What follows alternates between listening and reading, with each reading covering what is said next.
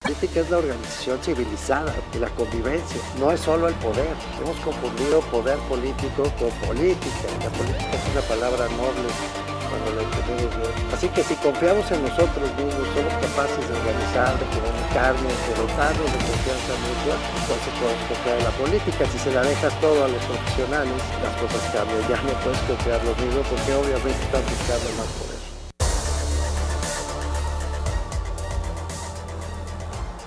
Bienvenidas, bienvenidos. Estoy muy contento, la verdad, porque aceptó venir a estas conversaciones la doctora Alicia Sicardi. La doctora Alicia Sicardi es investigadora emérita del Sistema Nacional de Investigadoras. Es una persona realmente excepcional. Creo que es la persona que mejor conoce la vida urbana, las ciudades, el ámbito local, no solo de México, sino de América Latina y de buena parte del mundo. La verdad, Alicia, es un enorme gusto que estés con nosotros en esta conversación. Gracias por venir. No, gracias a ti por la invitación a participar en este ciclo de conversaciones y bueno, y también muchas gracias por la presentación. Es la verdad, Alicia. Alicia, has estado, produce la doctora Sicardi mucho, la verdad, es una gran investigadora y produce mucho, pero a mí me gustaría concentrarme, Alicia, si estás de acuerdo, en lo que pues nos ha preocupado mucho en los últimos años, que es esta lógica de aglomeración urbana, de metropolización, creo que es así como debe decirse, que sin embargo no produce ciudad, no produce armonía, no produce solidaridad, nos fragmenta, nos segrega, etcétera. Tú lo has dicho, te lo he escuchado desde hace años. ¿Estamos en un fenómeno aún peor a lo largo del siglo XXI, Alicia? Bueno, yo creo que si hay una esfera de la vida donde el neoliberalismo realmente actuó y se materializó es en las ciudades, ¿no? Okay. Es decir, impuso un modelo de ciudad dispersa, difusa, un modelo de ciudad de expansión territorial infinita, Sí. con periferias cada vez más lejanas, en nuestro caso con periferias pobres cada vez Sí. más lejanas. Sí. Y este modelo de ciudad es un modelo que habla ya no de zonas metropolitanas como tradicionalmente se definieron, que acompañaron a los procesos de industrialización, ¿no es cierto? Sino que son grandes regiones urbanas, Okay. en las cuales la escala es regional de todo lo que ocurre. Okay. No es precisamente urbano, porque los límites, las fronteras entre lo rural y lo urbano cada vez son más difusas. De acuerdo. Que tenemos intensísimos procesos de segregación residencial, tanto de las clases altas como de las clases populares. Sí. Porque las desigualdades territoriales son cada vez más fuertes y más marcadas, las inequidades en términos de acceso a bienes y servicios urbanos Sí. son extremadamente marcadas, ¿no? Sí. Y también, adelante. No, te iba a decir, porque lo que estás diciendo es importante. De un lado tienes estos cotos, así se les dice en Jalisco, estos fraccionamientos que aíslan a las clases medias altas y a las clases altas, se esconden, ¿no? Porque tienen miedo de vivir en la ciudad. Y del otro lado se han desarrollado todos estos espacios de multifamiliares, viviendas muy precarias para las clases trabajadoras, para las clases bajas, donde se aglomeran, pero también se aíslan. No hay contacto, Alicia, cada vez hay menos ciudad, todo el mundo vive separado. Sí, es perfecta la descripción que hiciste, porque realmente los procesos de segregación no solamente son aquellos ocasionados porque las clases altas buscan, ¿no es cierto?, lugares exclusivos, un medio ambiente favorable, incluso el tema de la seguridad, estos barrios cerrados, que así se llaman en América Latina, pues implican un modelo de sociedad, ¿no? De aislar justamente a estos sectores que se sienten amenazados, ¿no? Sobre todo por el incremento de la violencia y la inseguridad, ¿no? que ha caracterizado a las ciudades en las últimas décadas. Pero por el otro lado, en el caso mexicano, tenemos unas ciudades que son productos de una masiva política de vivienda, de Sí. vivienda financiada por organismos públicos, Sí. con ahorro de los trabajadores, ¿no? Sí.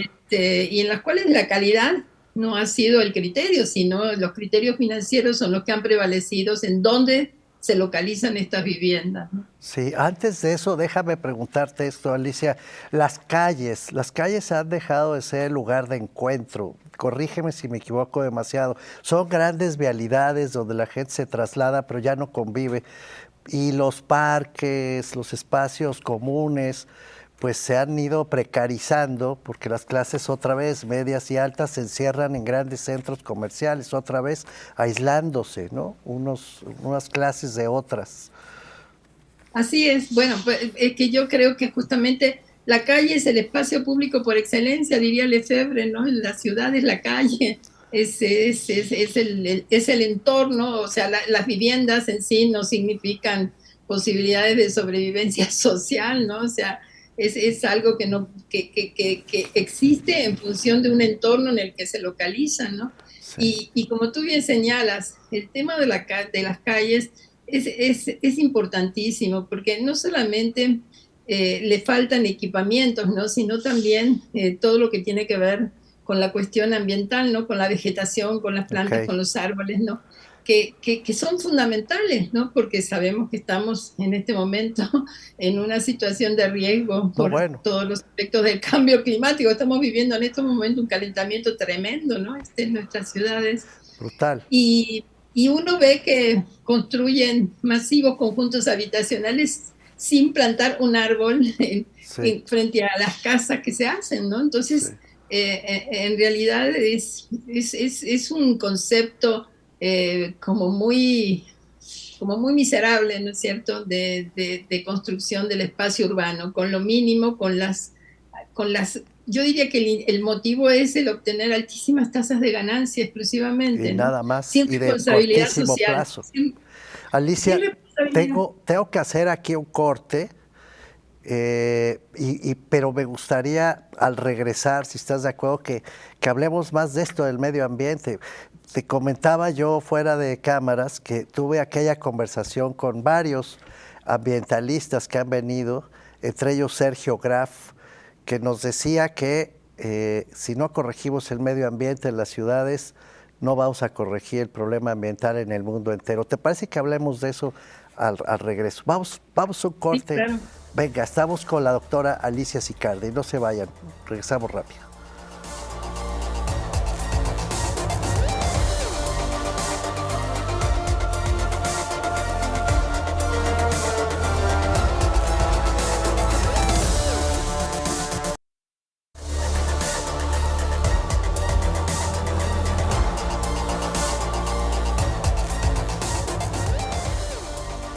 Estamos de vuelta con la doctora Alicia Sicardi, que en el primer segmento nos decía, bueno, las ciudades nos están segmentando en lugar de reunirnos, no nos integran, nos dividen, pero además están afectando el medio ambiente por una política de vivienda pues voraz, codiciosa, depredadora, de corto plazo. Y sí estamos destruyendo el medio ambiente en las ciudades, Alicia, eso nos estabas diciendo.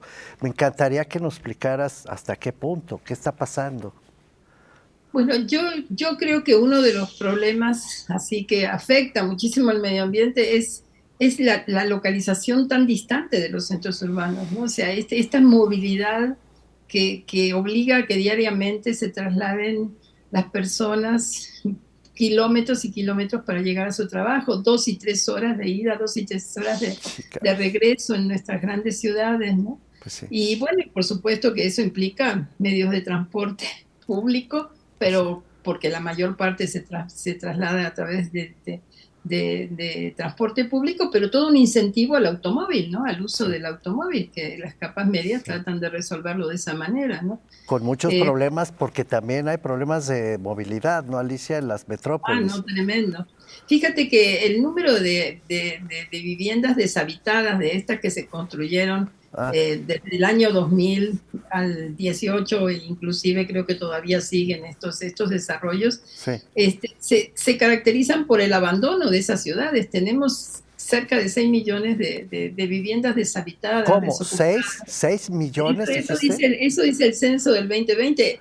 Mira, cuando fue el censo del 2010 se decían que eran casi 5 millones. Y entonces los investigadores dijimos, Bueno, vamos a ver dónde están. De hecho, hay un libro que yo publiqué que se llama Cómo viven los mexicanos, donde demostraba que las viviendas deshabitadas estaban en el centro del país y en el norte, que era donde se habían construido estos masivos conjuntos Como en habitacionales, porque nos Tijuana, ¿no? decían, Yo me acuerdo de un caso de Tijuana. claro, Tijuana, Juárez, o sea, incluso en Guadalajara, ¿no? Digo, En hay un Guadalajara, muy sí, sí, alto sí. en Tlajomulco, en Tlajomulco. los municipios metropolitanos, ¿no? Tecámac, ¿no? Tecámac, por supuesto, Zumpango, en el caso Sí, de Ciudad de México, porque nunca llegó el proyecto bicentenario de empleo y en cambio las personas se trasladaron a vivir ahí pensando que iban a tener posibilidades de empleo. En fin, pero lo cierto es que el efecto de esto fue que tampoco se acompañó de una política de construir ciudad en esos lugares. O sea, se ok. construyeron millones de viviendas y no se hizo ciudad. Pero tampoco se mejoró el transporte público de manera sustantiva, ¿no? Ok, Entonces, eso es interesante. Perdón, Alicia, que te interrumpa. Dices sí. construir ciudad. ¿Qué significa eso?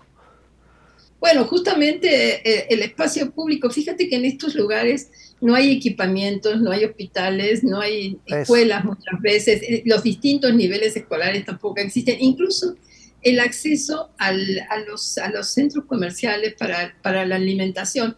Fíjate que en las colonias populares existen las pequeñas tienditas, ¿no? Que de alguna Sí, manera, pues alguna provisión de alimentos sí. hacen.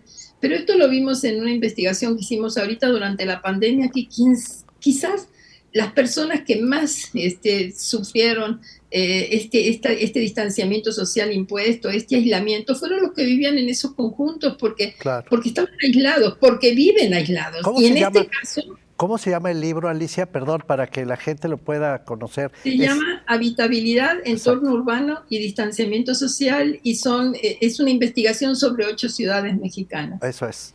Y Eso, encontraron un patrón similar para las 8 ciudades. sí, claro, con especificidades, ¿no? Porque se trataba de eso, de ver sobre todo cuáles habían sido las respuestas de los gobiernos locales, porque finalmente, pues no hubo una política que tratara de enfrentar este desabasto urbano, esta imposibilidad, ¿no es cierto?, de acceder a lo básico.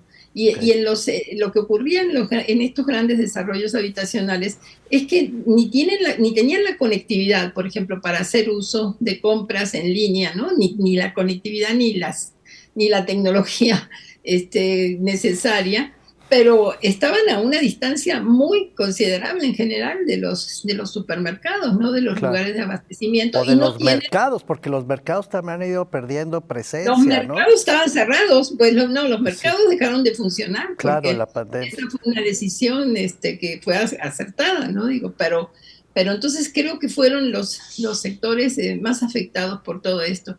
Y al Y regreso además de la viviendo en casas pandemia, muy pequeñas, fíjate que viviendo además en casas muy pequeñas, en condiciones de sí, sí, hacinamiento muy chiquititos, todo se oye, todo se complicadas. sabe, la Exacto, privacidad familiar está comprometida todo el tiempo. todo el tiempo. Y al regreso de la pandemia, Alicia, ¿se ha recompuesto algo? ¿Seguimos en la misma dinámica urbana? Bueno, fíjate que ese es una incógnita. Nosotros dijimos que siempre las grandes transformaciones que se dieron en las ciudades justamente estuvieron muy asociadas a condiciones de epidemia, por ejemplo, ¿no? De Sí, que obligó a ciertos sectores a moverse de los centros de las ciudades, el caso de sí, la Ciudad de México, ¿no? Donde sí, sí, las condiciones de insalubridad del centro y las epidemias hicieron que las clases altas salieran del centro por más que tenían lujosísimas viviendas. sí, Pero eso es en el mundo entero, ¿no? O sea, todo lo que tiene que ver con la creación de infraestructuras, de drenaje, de agua, etcétera, estuvieron muy vinculadas al tema de la salubridad. ok, No es posible que ahorita, después de esta pandemia que 2 años paralizó la vida, sí, sigamos adelante como si no hubiese ocurrido nada, ¿no? O eso, sea, al principio se habló de una nueva normalidad sí, y nosotros dijimos, ¿esa nueva normalidad en qué consiste? En que se adopten mayores tecnologías de la información y de la comunicación en el caso educativo, el trabajo en casa, por ejemplo, que parece que se ha instalado en más ciertos o sectores menos, de la sí, economía, sí, ¿no? sí, sí, Pero eso no es lo fundamental, tenemos que crear mejores condiciones materiales de vida en nuestras ciudades, porque está visto que la pandemia se localizó en los barrios populares, ahí Sí, donde había peores condiciones y de con vida, el mayores niveles de 90%, hacinamiento. El 90% de las víctimas mortales. exactamente. Sí, sí.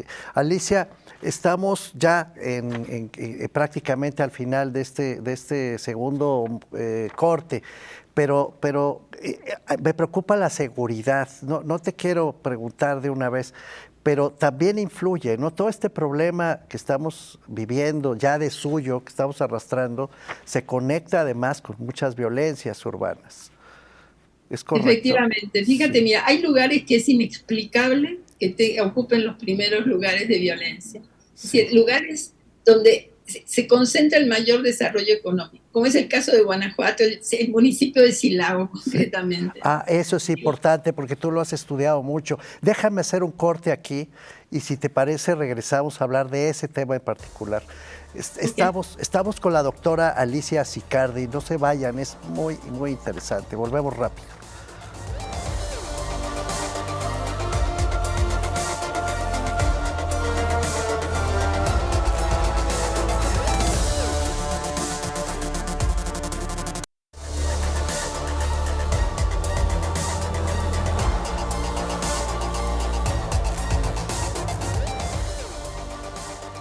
Estamos de vuelta con la doctora Alicia Sicardi. 6 millones de viviendas abandonadas por una mala planeación urbana, problemas de traslados gravísimos entre las ciudades dormitorio y los lugares donde trabaja el pueblo, donde trabajan las clases trabajadoras, vehículos de las clases medias inundando las ciudades. Alicia, sí es un panorama medio apocalíptico. Ya esto le sumábamos antes de ir al corte la inseguridad. Tú ibas a poner el ejemplo de Silao cuando tuvimos que hacer un corte.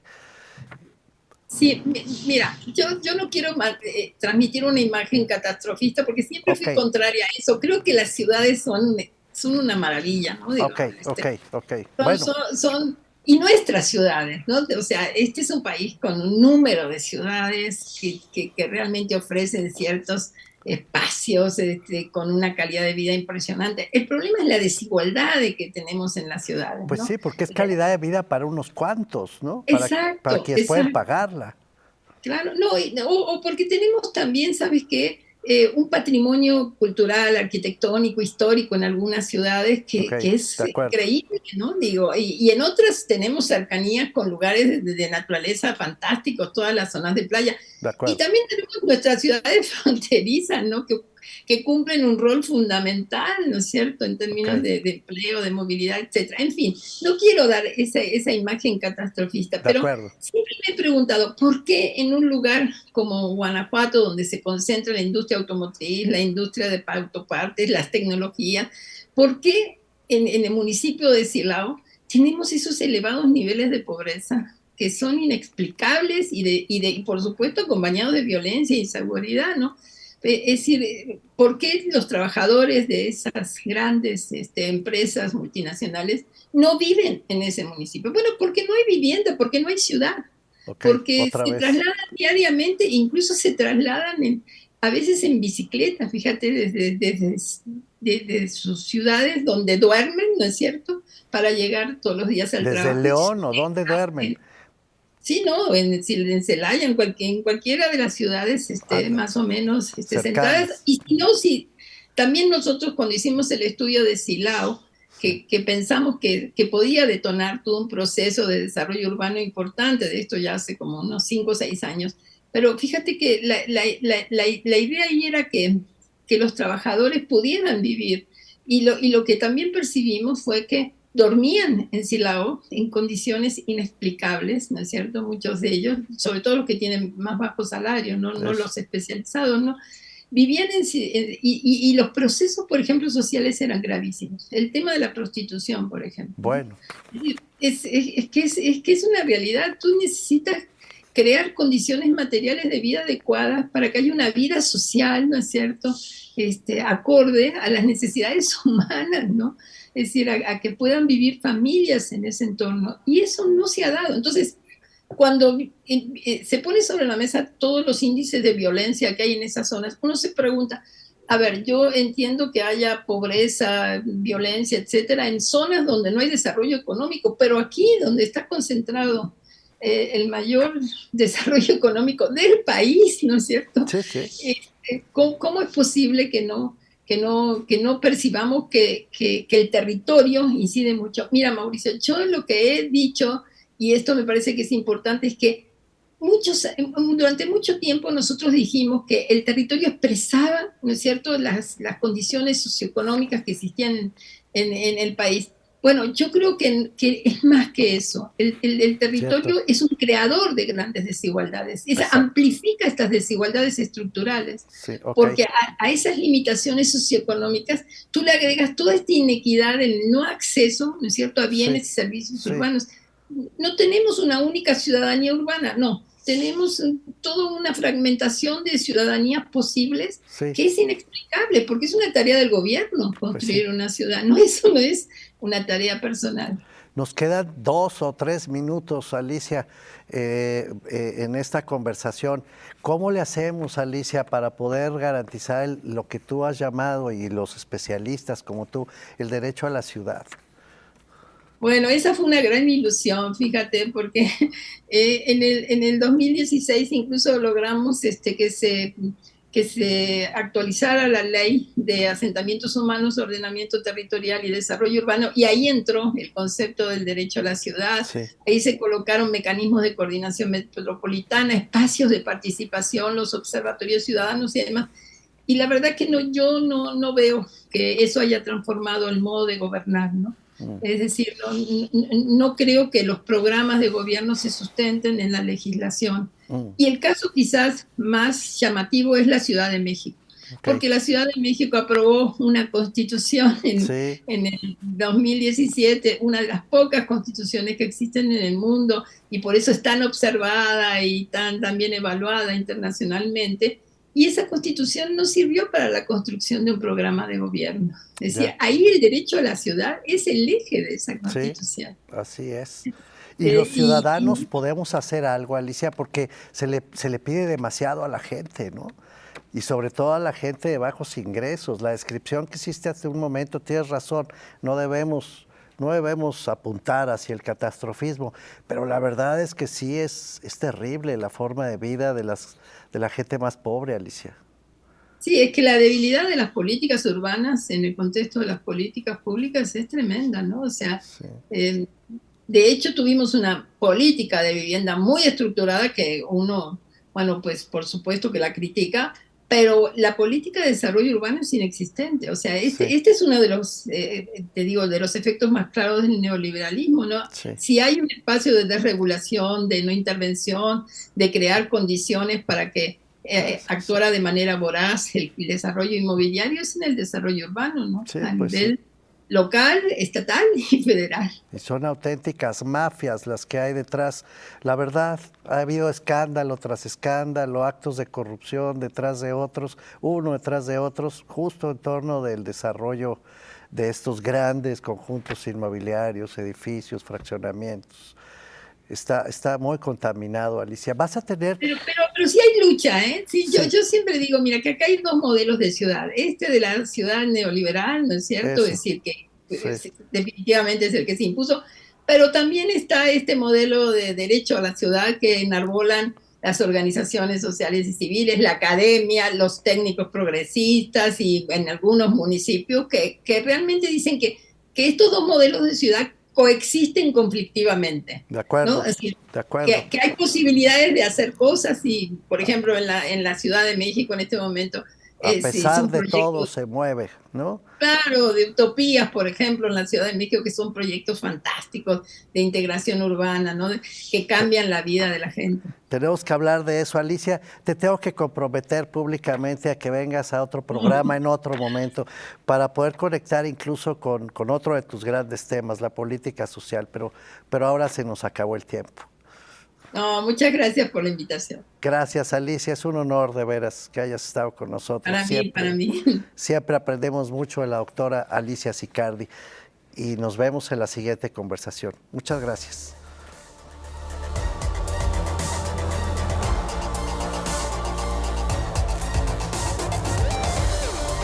política es la organización civilizada y la convivencia, no es solo el poder. Hemos confundido poder político con política. La política es una palabra noble cuando la entendemos bien. Así que si confiamos en nosotros mismos, somos capaces de organizar, de comunicarnos, de dotarnos de confianza mutua, entonces podemos confiar en la política. Si se la dejas todo a los profesionales, las cosas cambian. Ya no puedes confiar lo mismo porque obviamente están buscando más poder.